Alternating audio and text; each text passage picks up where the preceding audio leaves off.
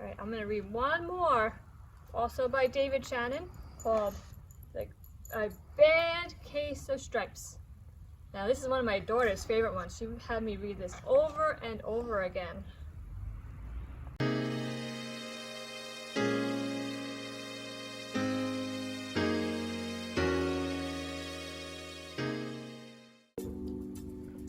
Camellia Cream loved lima beans, but she never ate them. All of her friends hated lima beans, and she wanted to fit in. Camellia was always worried about what other people thought of her. Today she was fretting even more than usual. It was the first day of school, and she couldn't decide what to wear. There were so many people to impress. She tried on 42 outfits, but none seemed quite right. She put on a pretty red dress and looked in the mirror. Then she screamed.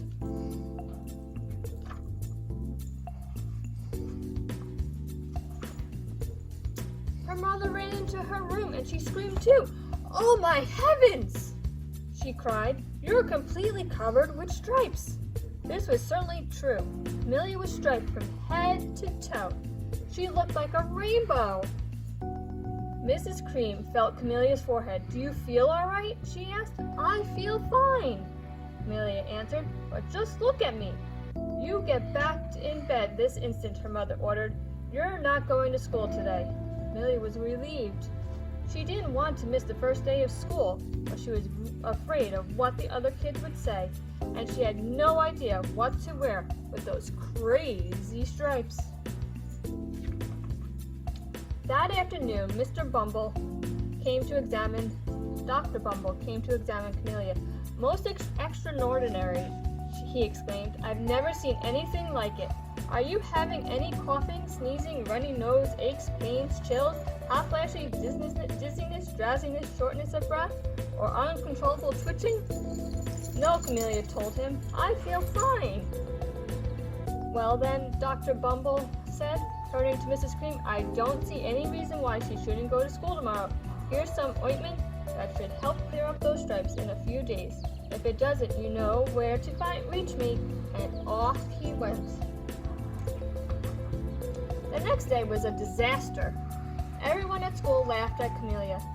They called her Camellia Crayon and Night of the Living Lollipop. She tried her best to act as if everything was normal, but when the class said the Pledge of Allegiance, her stripes turned red, white, and blue, and she broke out in stars. The other kids thought this was great. One yelled out, "Let's see some purple polka dots." Sure enough, Camellia turned all purple polka dotty. Someone else shouted, "Checkerboard!" and a pattern of squares covered her skin. Soon everyone was calling out different shapes and colors, and poor Camellia was changing faster than you could change channels on a TV. That night, Mr. Harms, the school principal, called. "I'm sorry, Mrs. Cream," he said. "I'm going to have to ask you to keep Camellia home from school. She's just too much of a distraction, and I've been getting calls from the other parents. They're afraid those stripes may be contagious." Camellia was so embarrassed she couldn't believe that 2 days ago everyone liked her. Now nobody wanted to be in the same room with her. Her father tried to make her feel better. "Is there anything I can get you, sweetheart?" he asked. "No, thank you," sighed Camellia. What she really wanted was a nice plate of lima beans, but she had been laughed at enough for one day. Well, yes, I see," Dr. Bumble mumbled when Mr. Cream phoned the next day. "I think I'd better bring in the specialist. We'll be right over." About an hour later, Dr. Bumble arrived with 4 people in long white coats. He introduced them to the Creams. "This is Dr. Group, Dr. Sponge, Dr. Cricket, and Dr. Young." Then the specialist went to work on Camellia. They squeezed and jabbed, tapped, and tested. It was very uncomfortable. "Well, it's not the mumps," concluded Dr. Grope. "Or the measles," said Dr. Sponge. "Definitely not chickenpox," put in Dr. Cricket. "Or sunburn," said Dr. Young. "Try these," said the specialist. They each handed her a bottle filled in different colored pills. Take one of each before bed," said Dr. Grope. Then they filed out the front door, followed by Dr. Bumble. Uh-oh, she turned into a pill. That night, Camellia took her medicine. It was awful. When she woke up the next morning, she did feel different. But when she got dressed, her clothes didn't fit right. She looked in the mirror, and there, staring back at her, was a giant multicolored pill with her face on it.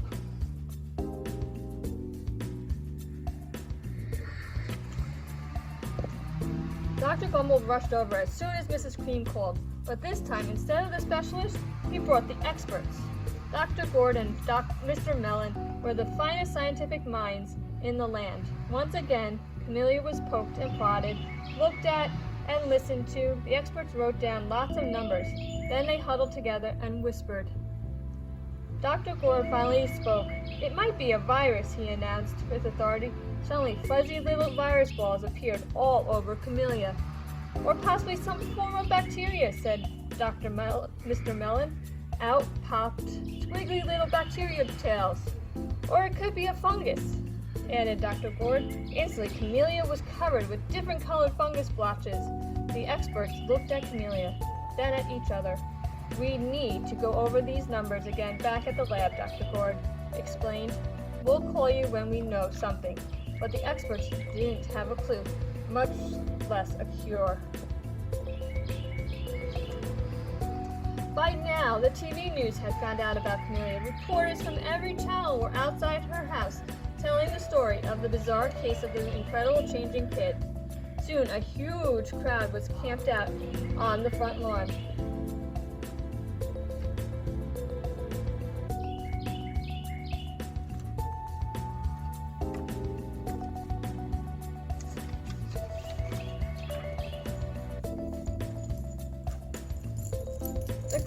Swamped with all kinds of remedies, from psychologists, allergists, herbalists, nutritionists, psychics, an old medicine man, a guru, and even a veterinarian. Each so-called cure only added to pure Camelia's strange appearance until it was hard to even recognize her.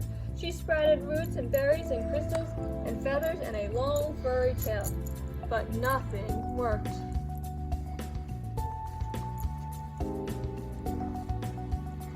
One day, a woman who called herself an environmental therapist claimed she could cure Camellia. Close your eyes, she said. Breathe deeply and become one with your room. I wish you hadn't said that, Camellia groaned. Slowly, she started to melt into the walls of her room. Her bed became her mouth, her nose was a dresser, and 2 paintings were her eyes.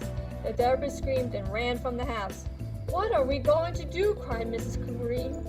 It just keeps getting worse and worse. She began to sob.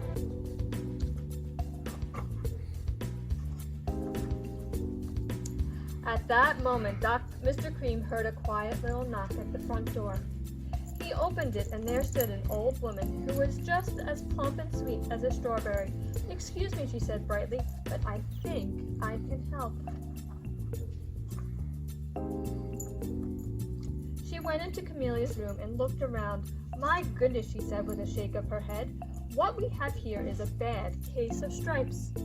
One of the worst I've ever seen. She pulled a container of small green beans from her bag. Here, she said, these might do the trick. Are those magic beans? Asked Mrs. Cream. Oh my, no, replied the kind old woman. There's no such thing. There are just plain old lima beans. I'll bet you'd like some, wouldn't you? She asked Camellia. Camellia wanted a big heaping plateful of lima beans, more than just about anything, but she was still afraid to admit it. Yuck, she said. No one likes lima beans, especially me. Oh dear, the old woman said sadly. I guess I was wrong about you. She put the beans back in her bag and started toward the door. Camellia watched the old woman walk away. Those beans would taste so good, and being laughed at for eating them was nothing compared to what she'd been going through. She finally couldn't stand it. Wait, she cried. The truth is, I really love lima beans. I thought so, the old woman said with a smile. She took a handful of beans and popped them into Camelia's mouth. Mmm, said Camellia. Suddenly, the branches, the feathers, and squiggly tails began to disappear. Then the whole room swirled around. When it stopped, there stood Camellia, and everything was back to normal.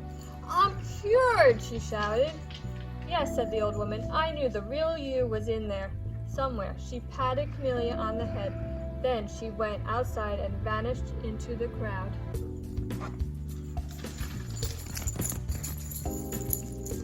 Afterward, Camellia wasn't quite the same.